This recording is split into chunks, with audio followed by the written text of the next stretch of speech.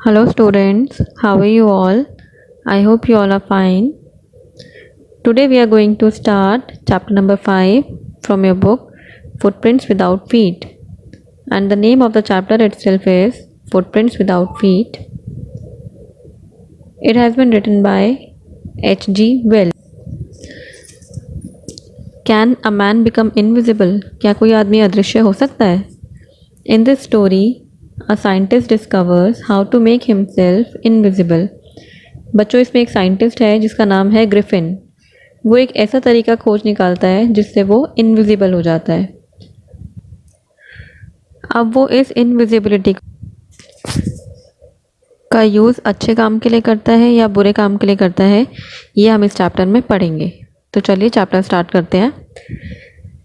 सबसे पहले क्या होता है इस चैप्टर में, दो लड़के होते हैं, लंदन की बात है ये, और वो एकदम बहुत अचंभे से किसी चीज़ को देख रहे होते हैं। और वो चीज़ क्या होती है, वो देखते हैं कि एक घर की सीढ़ियों पर एक ताज़े कीचड़ से भरे हुए पैरों के निशान बनते जा रहे हैं। और ये जो पैरों के निशान हैं, ये उनको पता ही नहीं चल रहा आ कहाँ से रहे हैं, क्योंकि कोई आदमी तो दिख नहीं रहा है वहाँ पे। और वो देख रहे हैं कि एक के बाद एक पैरों के निशान बनते ही चले जा रहे हैं। और ये जो पैरों के निशान है सीढ़ी से ऊपर से नीचे की तरफ आ रहे हैं। और अब किस तरफ जा रहे हैं, ये गली की तरफ, स्ट्रीट की तरफ जा रहे हैं। वो बॉयज़ इतना ज़्यादा फैसिनेट हो चुके हैं उस चीज़ से, इतना ज़्यादा उनको लग रहा है कि यार पता लगाना है हमें पैरों के निशान आ कहाँ से रहे हैं, कि वो उसका पीछा करने लगते हैं। और वो तब तक पीछा करते हैं जब तक वो निशान बंद नहीं हो जाते दिखना उनको। तो बच्चों, ये किसके पैरों के निशान है? ये उस साइंटिस्ट के पैरों के निशान है जिसने एक ऐसी दवाई बना ली है जिसको पी करके वो इनविजिबल हो चुका है, ट्रांसपेरेंट हो चुका है। और उस साइंटिस्ट का नाम क्या होता है? ग्रिफिन। ग्रिफिन कई सालों से इस तरह के एक्सपेरिमेंट करता आ रहा था। उसको लग रहा था मुझे प्रूव करना है ज़माने को कि हम ऐसी दवाई खा सकते हैं जिससे हमारी बॉडी इनविजिबल बन सकती है। अब उसने वो दवाई बना भी ली है, उसने वो दवाई खा भी ली है। वो बिल्कुल कांच की तरह इनविजिबल हो चुका है, लेकिन वो उस कांच की तरह टफ भी है। अगर हम टच करके देखेंगे ना, तो हमें लगेगा कोई सॉलिड, कुछ ना कुछ खड़ा है वहाँ पे, कुछ ना कुछ है सॉलिड सा, लेकिन वो हमें दिखाई नहीं देगा। ग्रिफिन अपने आप में एक ब्रिलियंट साइंटिस्ट था, बहुत ही ज़्यादा होशियार बोल लो, बहुत ही ज़्यादा पढ़ा लिखा बोल लो, अपने काम में बहुत अच्छा था। वो एक बहुत होशियार साइंटिस्ट था, लेकिन वो एक लॉलेस पर्सन था। उसको कानून कायदे अपनाने ज़्यादा अच्छे नहीं लगते थे, वो उल्टे काम करना ही ज़्यादा पसंद करता था।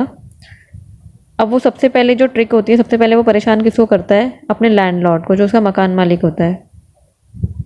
उसका लैंडलॉर्ड हमेशा कोशिश करता रहता है कि मैं किसी तरह से ग्रिफिन को अपने पास से बाहर निकाल दूँ, अपने मकान से निकाल दूँ। और वो उसको बहुत नापसंद करता है, उसको ग्रिफिन बिल्कुल पसंद नहीं होता। अब जब ग्रिफिन ने दवाई खा ली होती है ना, तो वो बदले में क्या करता है, जो उसका लैंडलॉर्ड होता है, जो मकान मालिक होता है, उसके घर में आग लगा देता है। और फिर ग्रिफिन क्या करता है, अपने सारे कपड़े रिमूव करके वहाँ से भाग निकलता है। एक बात और है बच्चों यहाँ पे समझने वाली, कि जब तक ग्रिफिन ने कपड़े पहने होते हैं तब तक तो वो दिखाई देता है, लेकिन जैसे ही वो कपड़े उतार देता है अपने, तो वो बिल्कुल उसकी बॉडी दिखाई देना बंद हो जाती है। अब क्या होता है, अपने लैंडलॉर्ड के घर में तो वो आग लगा चुका है, भाग चुका है वहाँ से। अब उसके पास ना ही रहने के लिए कोई जगह है, ना ही उसके पास कपड़े हैं, ना ही उसके पास पैसे हैं। और वो ऐसी सड़कों पे चलता जा रहा है। और तब तक कोई उसके बारे में पता नहीं लगा पाता, जब तक गलती से उसका पैर कीचड़ में नहीं पड़ जाता और वो कीचड़ के पैर कहीं कहीं छपने लग जाते हैं। अब लेकिन वो उन जो दो लड़के उसको फॉलो कर रहे होते हैं, उनसे तो भाग निकलता है, किसी तरह से बच जाता है, क्योंकि उसके जो पैरों के निशान हैं वो हल्के पड़ने शुरू हो जाते हैं। लेकिन जो भी उसने हरकत करी है ना, मकान मालिक के घर को आग लगाने वाली, वो बहुत ही गलत टाइम पे किया उसने, क्योंकि लंदन में उस टाइम बहुत सर्दी हो रही होती है और उसको ठंड लगती है, कपड़े भी नहीं होते उसके पास। तो उसको लगता है कि यार सड़कों पे घूमने से तो अच्छा है मैं किसी बड़े लंदन स्टोर में जाके छिप जाता हूँ। अब वो एक ऐसा लंदन स्टोर ढूंढ भी लेता है और उसका क्लोजिंग टाइम होता है और वो बंद होने वाला है शटर उसका। तो ग्रिफिन क्या करता है, चुपचाप से उस स्टोर में घुस जाता है और वो किसी को दिखाई भी नहीं देता, किसी को पता भी नहीं चलता कोई घुसा भी है। और वहाँ पे वो बहुत मज़े से अच्छे अच्छे कपड़े पहनता है और खाना खाता है फ्री में ही, उसको तो कोई चिंता ही नहीं होती कि उसको पैसे भी देने हैं। सारे बॉक्सेस खोलता है, रैपर्स खोलता है, और जो भी उसको कपड़े अच्छे लग रहे होते हैं ना, वार्म क्लोथ्स, वो पहन लेता है। शूज़ पहनता है, एक ओवरकोट पहनता है और अच्छी सी हैट भी पहन लेता है। पूरी तरह से ड्रेस्ड अप हो चुका है वो, और जैसे ही मैंने आपको बताया था कपड़े पहनता है वो दिखना शुरू हो जाता है। फिर वो वहाँ पे क्या क्या खाता है, उसको कोल्ड मीट मिलता है वो खा लेता है, कॉफ़ी पीता है वहाँ पे, और उसके बाद खाने पीने के बाद वो स्वीट्स भी खाता है, मिठाइयाँ, और फिर वो थोड़ी सी वाइन भी पीता है। ठीक है, और वाइन पीने के बाद उसको आराम से वो देखता है कि थोड़ी अच्छी अच्छी सी रज़ाइयाँ रखी होती हैं, उनके ऊपर वो सो जाता है। अब बच्चों ध्यान रखना कि क्योंकि वो कपड़े पहन चुका है तो वो सबको दिखाई दे सकता है। होता क्या है, वो सो जाता है, उसने शराब तो पी रखी है, तो उसको उठने का होश रहता नहीं है।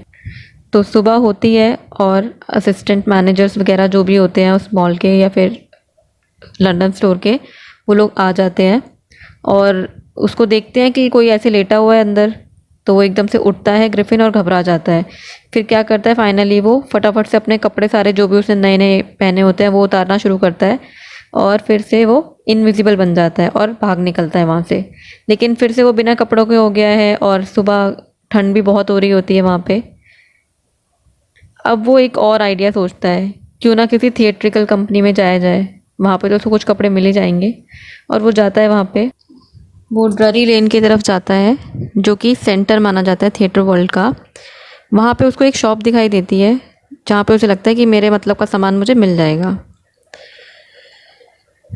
अब दिखाई तो दे नहीं रहा होता, थोड़ा ऊपर की तरफ जाता है शॉप की तरफ, और वहाँ से क्या क्या चीज़ें चुरा लेता है। बैंडेजेस चुराता है जो कि वो अपने पूरे माथे पे लपेट लेता है अच्छे से, और थोड़े डार्क कलर के ग्लासेस, ग्लासेस मतलब चश्मे जो हम धूप में पहनते हैं ना, डार्क कलर के, वो चुराता है। उसके बाद वो एक फॉल्स नोज़ मतलब नकली नाक लगा लेता है, थोड़े बड़े बड़ी मूछें लगा लेता है, और एक लार्ज बड़ी सी हैट लगा लेता है। अब तो वो थोड़ा दिखाई देने लग गया है क्योंकि उसने चीज़ें पहन ली हैं। तो वो शॉपकीपर को पीछे से अटैक करता है, और उसके बाद उसके सारे पैसे वगैरह चुरा करके भाग जाता है वहाँ से। अब उसे लगता है कि लंदन में तो मैं इस तरह से, क्योंकि यहाँ बहुत भीड़ भाड़ है, मैं जी नहीं पाऊँगा आराम से। वो एक ट्रेन के थ्रू एक विलेज में चला जाता है जिसका नाम होता है आइपिंग। वहाँ वो 2 रूम बुक करता है, एक छोटे से गेस्ट हाउस में, एक लोकल इन में। पर उस गांव में भी जब लोग देखते हैं ना कि किस तरह का आदमी आया है, इसने पूरे मुंह पे बैंडेज लगा रखे और अजीब सा दिख रहा है, तो सब लोग आपस में कुछ कुछ बातें करने लग जाते हैं, बातें बनाने लग जाते हैं। और वैसे भी जितनी सर्दी के टाइम पे वो वहाँ पहुँचा होता है ना, अक्सर ऐसे मौसम में उस विलेज में कोई आता नहीं है, बट फिर भी उसको रूम मिल ही जाते हैं। और जहाँ पे वो रूम लेता है, वहाँ पे जो उसके लैंडलॉर्ड होता है ना, उनकी वाइफ होती है मिसेस हॉल।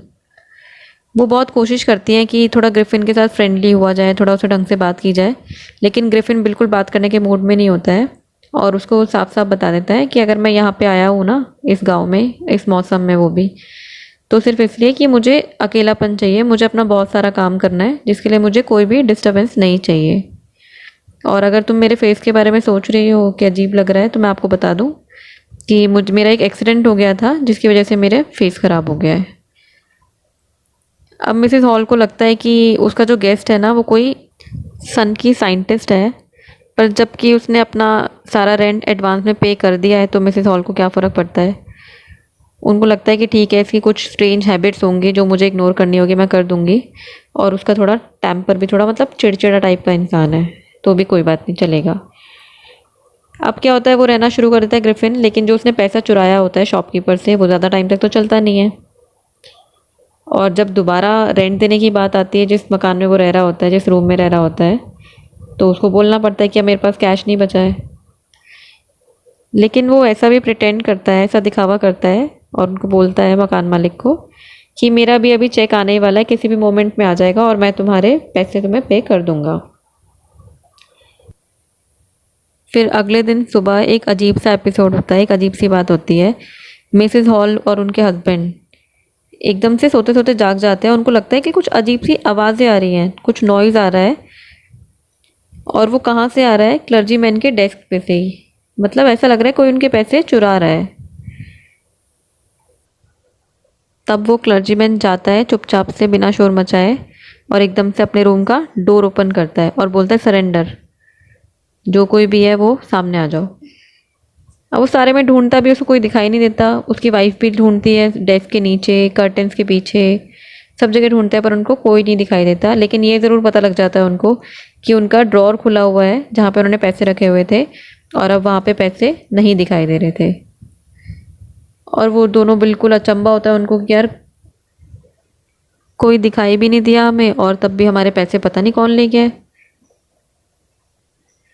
फिर वो बेचारे इसी सदमे से बाहर नहीं आ पा रहे होते हैं कि उनके साथ एक और नई सी चीज़ हो जाती है, जो किसके थ्रू होती है, मिसेस हॉल के फर्नीचर के थ्रू ही होती है। अब लैंडलॉर्ड और उनकी वाइफ उस दिन जल्दी जग गए होते हैं, और वो साइंटिस्ट के डोर की तरफ, जहाँ पे जिस रूम में साइंटिस्ट रहता है उसके डोर की तरफ देखते हैं तो वो डोर खुला होता है। तो सरप्राइज हो जाते हैं देख के, क्योंकि हमेशा वो डोर लॉक करके रखता था, और अगर कोई गलती से उसके रूम में घुस जाता था तो वो एकदम पागल हो जाता था गुस्से के मारे। पर उनको लगा कि यार अब जब खुला मिल ही गया है रूम तो एक बार क्यों ना झांक लिया जाए कि वो साइंटिस्ट करता क्या है आखिर। वो दरवाजे की तरफ से झांकने की कोशिश करते हैं, उनको अंदर कोई दिखता ही नहीं है, तो उनको लगता है खाली है ये, चलो देख के आते हैं अंदर। अब जैसे ही वो अंदर घुसते हैं तो उनको दिखता है कि वो जो बैंडेज अपने मुंह पे पहन के रखता था ना हमेशा, और चश्मे जो लगा के रखता था, वो सब चीज़ें बेड पर पड़ी होती हैं। अचानक से क्या होता है, मिसेस हॉल खड़ी होती है, उनको अपने कान के पास ना किसी के सांस लेने की आवाज़ सुनाई देती है। और थोड़ी देर में क्या होता है, बेड पे हैट रखी होती है, और वो हैट आकर एकदम से मिसेस हॉल के फेस पर लगती है। फिर धीरे धीरे क्या होता है, जो बेडरूम में चेयर होती है ना, ऐसा लगता है उसमें जान आ गई, वो जिंदा हो गई है, और वो हवा में उड़ती उड़ती आती है, और पहले तो मिसेस हॉल के पैर पर मारती है। उसके बाद जैसे ही वो और उसके हस्बैंड डर के मारे मुड़ते हैं ना बाहर जाने के लिए, वो जो चेयर होती है वो क्या करती है, दोनों को रूम के बाहर फेंक देती है, और खुद ही वो चेयर क्या करती है, फिर डोर लॉक कर देती है। अब तो वो बहुत डर जाते हैं दोनों हस्बैंड वाइफ। मिसेस हॉल तो बिल्कुल पागल हो जाती है, उनको लगता है कि हमारे घर में कोई भूत घुस आया है, और जो स्ट्रेंजर है ना, जो ये साइंटिस्ट आया है, इसी ने कुछ ऐसा किया है कि हमारी चेयर में, हमारे फर्नीचर में भूत घुसा दिया है। और वो बेचारी ज़्यादा दुखी इसलिए भी हो रही होती है, उसको याद आता है कि मेरी मम्मी इस चेयर पे बैठा करती थी, और बताओ आज यही चेयर है जो मुझे मार रही है और जो मेरे अगेंस्ट खड़ी हो गई है। तो मिस्टर हॉल और मिसेस हॉल को यही लगता है कि कोई भूत भूत की वजह से ये सब हो रहा है। पूरे गांव में बात फैल जाती है कि इनके घर में कोई जादू टोना वगैरह कुछ हो गया है। पर जब बात आती है पैसे चोरी के ऊपर, तो उन सबको शक होता है कि ये जो पैसे हैं ना, ये साइंटिस्ट ने चुराए होंगे, क्योंकि कल तक तो यही कह रहा था मेरे पास पैसे नहीं है, पर आज उसके पास मिसेस हॉल को देने के लिए पैसे कहाँ से आ गए। अब क्या होता है, जो गांव वाले होते हैं ना, वो चुपके से एक कांस्टेबल को, एक पुलिस वाले को इन्फॉर्म कर देते हैं, बुलाते हैं उसको। लेकिन मिसेस हॉल से वेट नहीं हो रहा होता है, वो जाती है साइंटिस्ट के पास, जो कि अचानक ही अपने बंद बेडरूम में उसको नज़र आ जाता है। तो वो पूछती है उससे कि पहले तुम मुझे ये बताओ कि तुमने मेरी चेयर के साथ क्या किया था। उसके बाद मुझे ये भी बताओ कि जो रूम मैंने लॉक कर रखा था उस रूम में तुम कैसे आ गए वापस। और ये सुनते ही साइंटिस्ट को गुस्सा आ जाता है, वो तो वैसे ही चिड़चिड़ा स्वभाव का है। तो वो कहता है तुम्हें पता नहीं है तुम किससे बात कर रही हो, रुक जाओ मैं तुम्हें अभी दिखाता हूँ मैं कौन हूँ।